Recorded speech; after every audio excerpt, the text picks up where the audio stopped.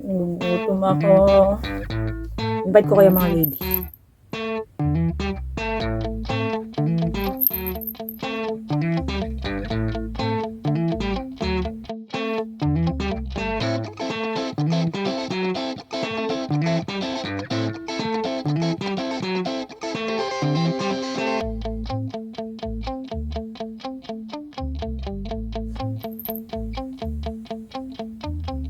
O tara, G! Oh, wait lang. Gusto niyo ba talaga malaman kung saan kami nakadiscover ng magandang cafe? Pilitin niyo muna kami. Siya. Sige na, sabihin na namin. Pero, balikan muna natin kung ano yung mga pinaggawa namin sa buhay namin, ha? Share lang namin.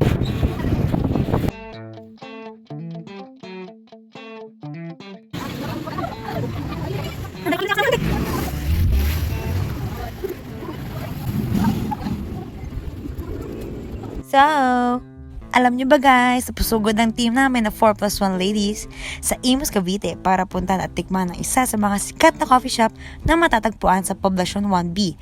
Imus Cavite, ang classic homebrew cafe.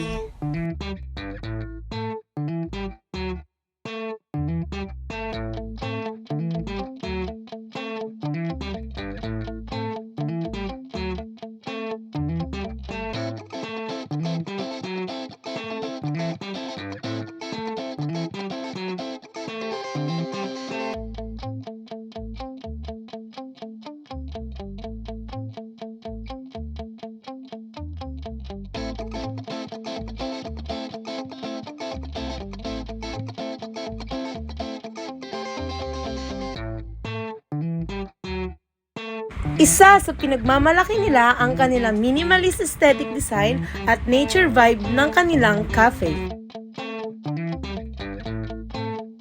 Hindi lamang sa loob kundi pati na rin sa labas ng kanilang cafe.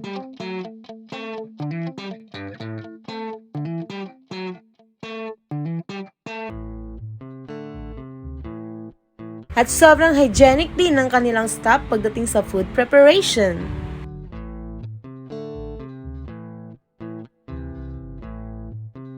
As you can see, ang ingredients na ginagamit nila ay high quality as well as yung mga kagamitan nila.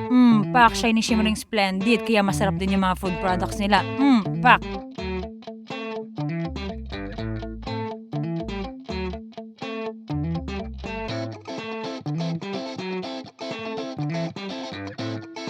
Bukod sa aesthetic na mali-design ng kanilang cafe, masasabi din namin na totoong nagsasarapan at affordable ang mga pagkain sa menu.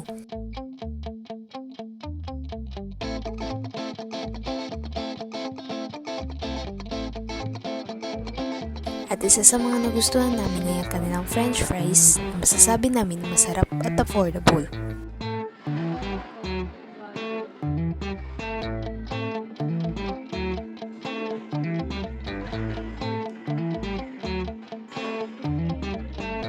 Isa na dito ang kanilang madaming selection of coffee, pasta, cakes at iba pang snacks.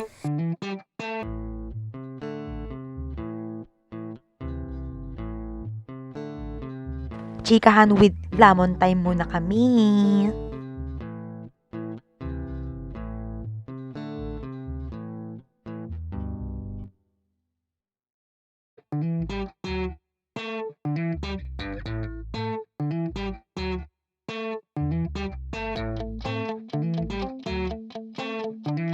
At isa din sa napansin namin sa cafe, self-service at gumagamit din sila sa makabagong teknolohiya na kung tawagin ay beeper na karaniwang ginagamit sa fast food para malaman na pwede na makuha ang order mo.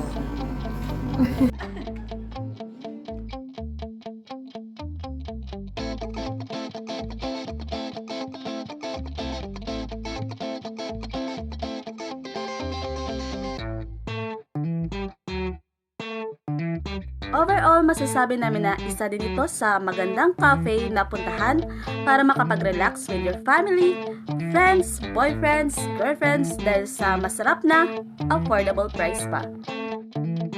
Syempre, restroom break muna. At saka check na din natin kung ano yung meron sa restroom nila.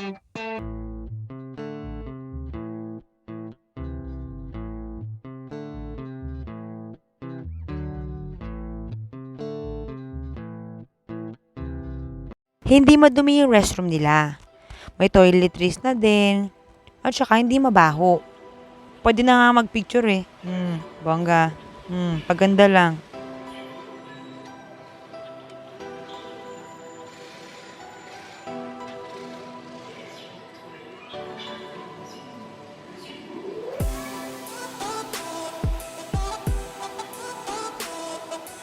Ayan, ito kaming ladies, nabitin pa sa masarap nilang food kaya naisipan namin mag second round pa ulit.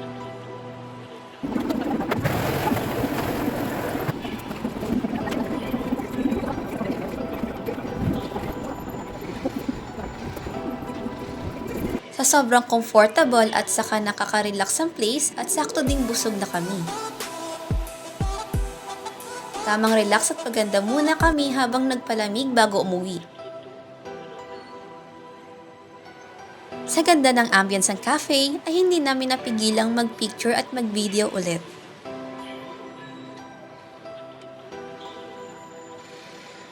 Humingi din kami ng pahintulot upang ma-interview ang sasamang staff nila para malaman ang iba pang detalye patungkol sa Classic Homebrew Cafe. Ngunit sa kasamang palad ay hindi tayo napagbigyan. Gayunpaman, masasabi pa rin namin na maayos at maganda ang welcome approach nila sa amin. At napansin din namin, maganda ang kanilang workplace. They give a beautiful smile for their customer. At kung nagbabalak kayo pupunta ng cafe, pwede niyo i-follow ang kanilang page, Classic Homebrew Cafe sa Facebook at Instagram, at makikita din ang kanilang Google Map location sa kanilang page. At dito na nagtatapos ang 4+1 Ladies Vlog.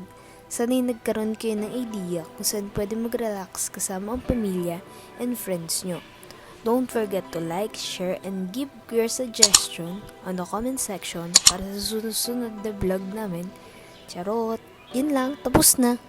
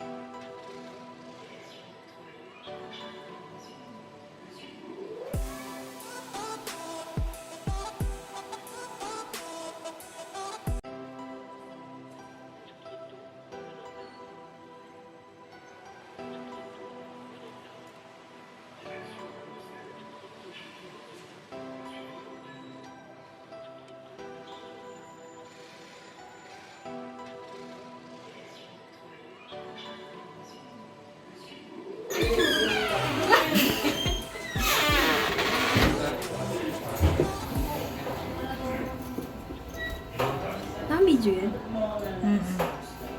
Diyan ako titingin.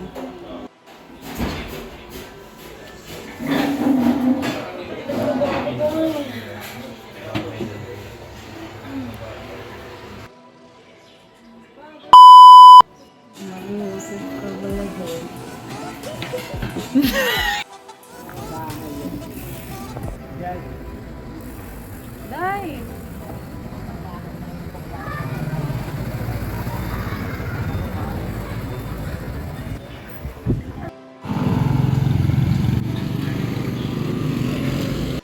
Diretso mo dito.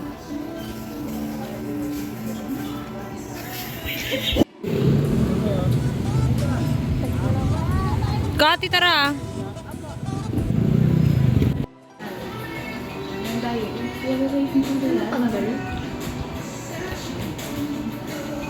Siya lang dapat.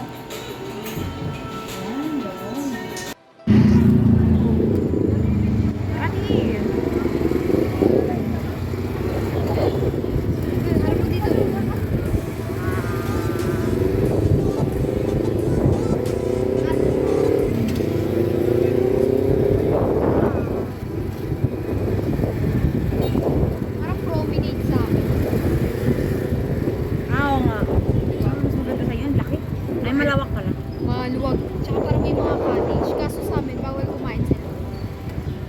Bawal. Dito kasi pwede. Doon bawal. Hindi pala kayo